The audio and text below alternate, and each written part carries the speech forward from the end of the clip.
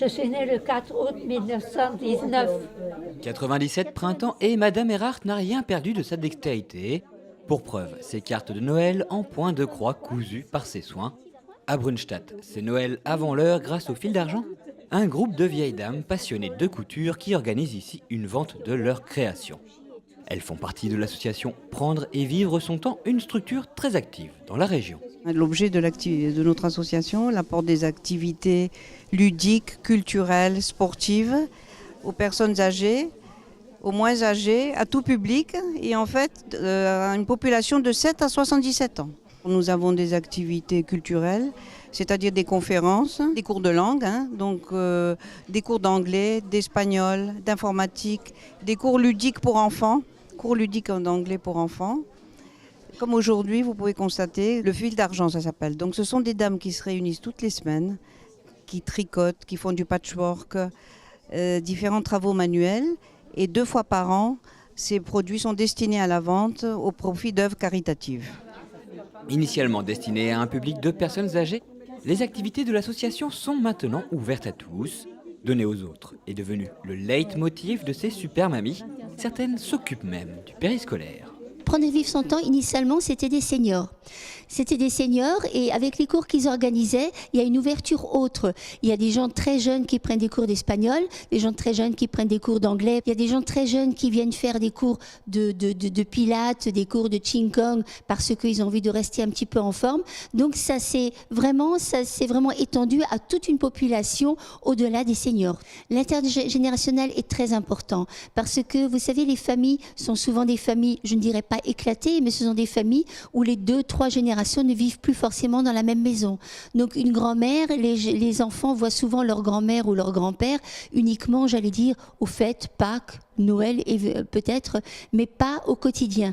Donc ces grand-mères qui viennent tous les jours chez eux, ne serait-ce qu'au périscolaire pour leur raconter une histoire le soir avant de rentrer chez eux, à la garderie avec des petits bouts de chou qui sont surpris souvent par des cheveux argentés, par des rides et qui posent des questions à ces personnes, à ces seniors je dirais, parce que personnes âgées, elles ne le sont pas vraiment, je dirais presque. À Diedenheim, l'association La Petite Écharde organise des spectacles, des concerts et des rencontres littéraires. Aujourd'hui, période oblige, c'est un marché de Noël qui anime le village. Nous y rencontrons Michel qui depuis 30 ans œuvre à la sauvegarde de la mémoire et des traditions de ce village. Et on fait des recherches sur les photos, on fait des recherches dans les archives départementaux, sur les archives municipaux. Et puis avec ça, on fait tous les 2 ans un thème sur le village de Diedenheim. On faisait des artistes locaux et à partir de cette année, si ça marche, on va faire avec les artistes locaux le Noël. Dans nos associations, on en a plus de 80 sur Brunstatt-Diedenheim. Les bénévoles ont vraiment un rôle primordial, un rôle de lien, un rôle de proximité. Ce sont des gens qui donnent de leur temps.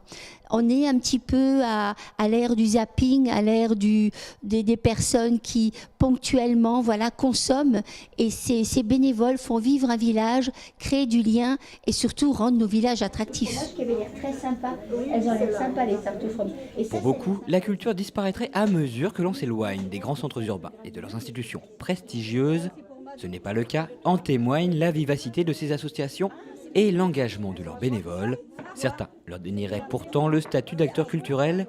Mais qu'est-ce que la culture si ce n'est quelque chose que tout à chacun peut s'approprier et partager? Nous avons la ville-centre juste à côté, la filature avec le théâtre, mais la culture est également très présente dans nos villages parce que c'est une culture de proximité. Il y a énormément de choses qui se passent et beaucoup d'expositions de peinture et autres qui se passent dans mon canton et dans nos villages. Vous savez, la culture de proximité, ce sont souvent également des locaux qui exposent. Ce sont des gens qui s'investissent dans des associations, ce sont des gens qui ont une passion et cette passion, elle est partagée par les autres. Une exposition de peinture faite par des gens que l'on connaît, que l'on côtoie tous les jours, a un autre impact sur la population. Associations, communes, départements fonctionnent ensemble. Comme je le disais tout à l'heure, effectivement, les associations sont aidées par les communes au niveau des subventions et au niveau de tout ce qui est mis à disposition, les salles, les fluides, bien sûr, et le soutien logistique. Au niveau du département également, nous sommes présents puisque beaucoup d'associations se tournent vers nous. Et nous avons également, chaque conseil départemental, une somme mise à notre disposition pour aider ces associations directement ou ponctuellement. Une association peut avoir une difficulté, donc nous donnons des sommes ponctuellement aux associations de notre canton pour les soutenir également. Et là, peut-être où les communes ne peuvent pas suivre. Pour faire vivre la culture, il faut des lieux susceptibles d'accueillir les expos, les ateliers, les rencontres ou les concerts. C'est là que les collectivités peuvent mener l'action la plus concrète. À Brunstatt, ce lieu s'appelle la Cour des Arts. Alors la Cour des Arts, c'est quelque chose que nous avons voulu de proximité, une culture de proximité bien sûr, où il se passe énormément de choses. Il y a différents ateliers avec des cours de céramique, des cours de bois flotté, des cours de calligraphie, enfin et bien d'autres. Des expositions tous les week-ends, donc c'est très vivant. Beaucoup de gens de toute la région qui viennent exposer parce que le lieu est convivial. Le lieu est convivial, il y a une belle lumière, toutes les œuvres sont mises en valeur et il se passe toujours quelque chose. Un marché de Noël prochainement, donc j'invite tout le monde à venir voir notre marché de Noël avec uniquement des produits locaux également. Et dans la Cour des Arts, bien sûr, nous avons notre bibliolib. Donc c'était quelque chose de très innovant, puisque nous avons acheté tout simplement un container, un gros container qui voyage en bateau, celui-ci d'ailleurs a voyagé, que nous avons fait taguer par un tagueur local. Et dans ce container, il y a tout un ensemble de livres pour grands et petits, entretenu par des bénévoles, mais il n'y a pas de permanent. Et nous n'avons pas voulu avoir des frais de fonctionnement. Donc les gens viennent, prennent un livre, on dépose un ou n'en dépose pas, c'est en toute liberté et en toute confiance.